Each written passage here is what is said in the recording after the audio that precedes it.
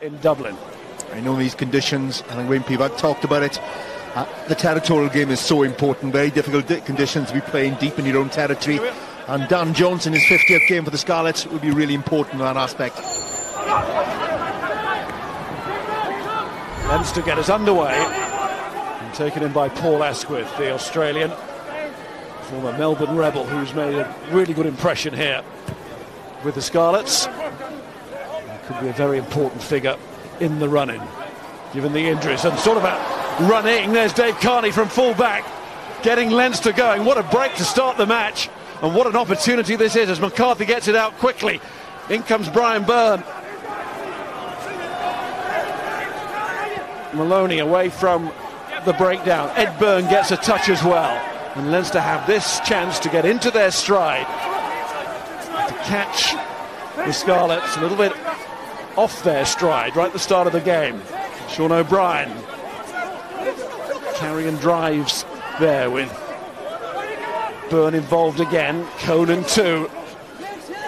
Slowed down a bit, but they're making ground.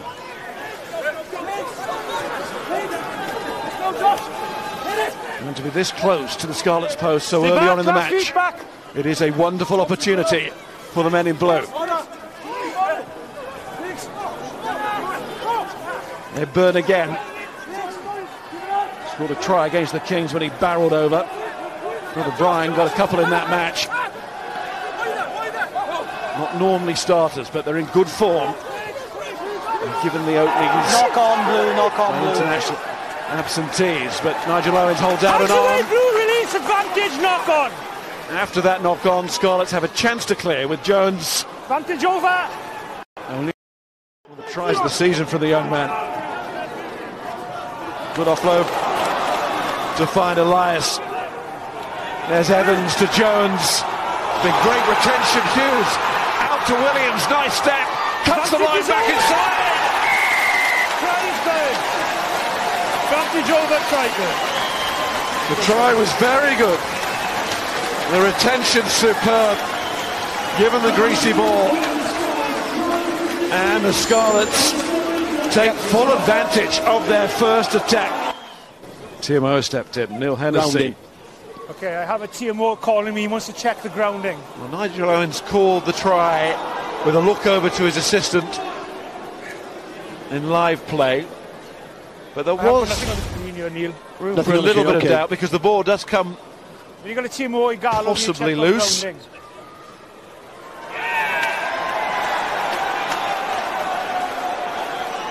Right, Nigel, I'm just checking it from the dead ball angle. Scott, are you the captain? No, you're not. Number 4 is the captain. If I need to speak to him, I'll call him.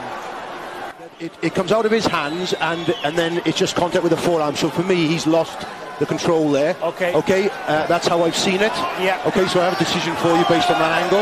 Yeah, but okay. it's no try and knock on for me. Okay. Reset scrum 5. Nadi, mae'r beir i slipo dan I fraich fan hyn, so fe'n control. A mae advantage drosto, or advantage, so no try. Dim downward pressure.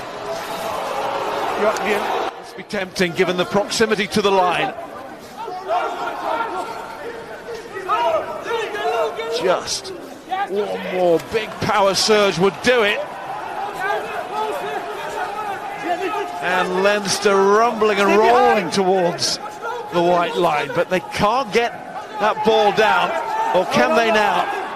Nigel Owens peers into the tunnel, and Leinster think they've scored. Time out, lads, time out, time out. Is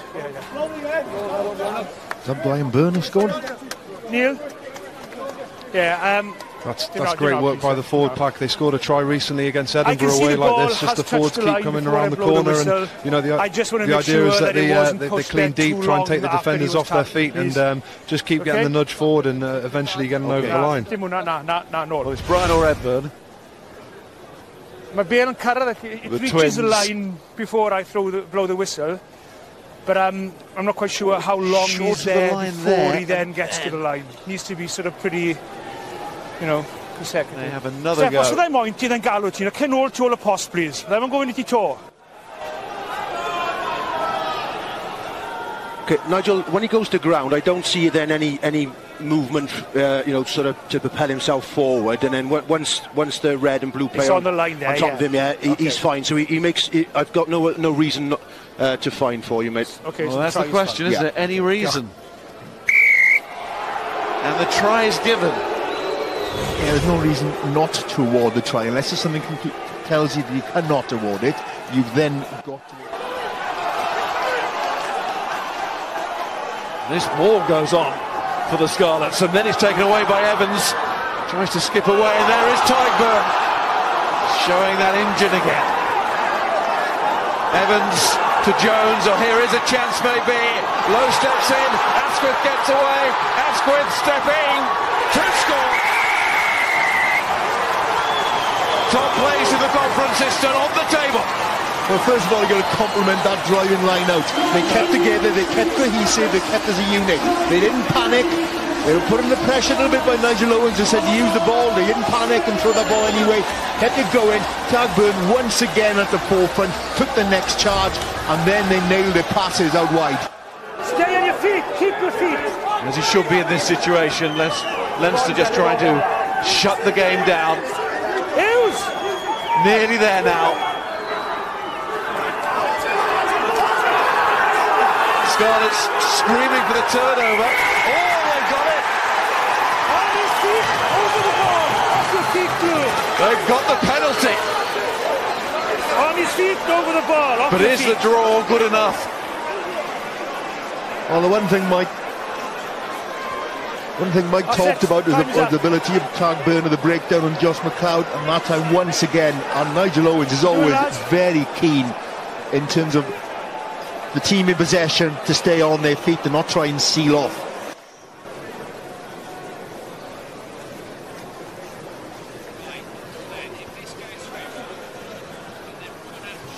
Dan Jones.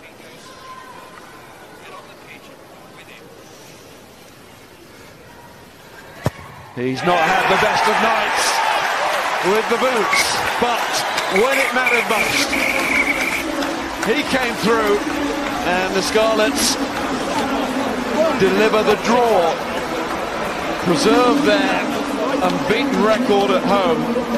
But for Leinster, that is not a bad result at all. Top spot is still theirs. It is not quite done and dusted. Had they won, I think we would have been able to virtually say that. Yet, given their run in, Leinster will feel in the better position.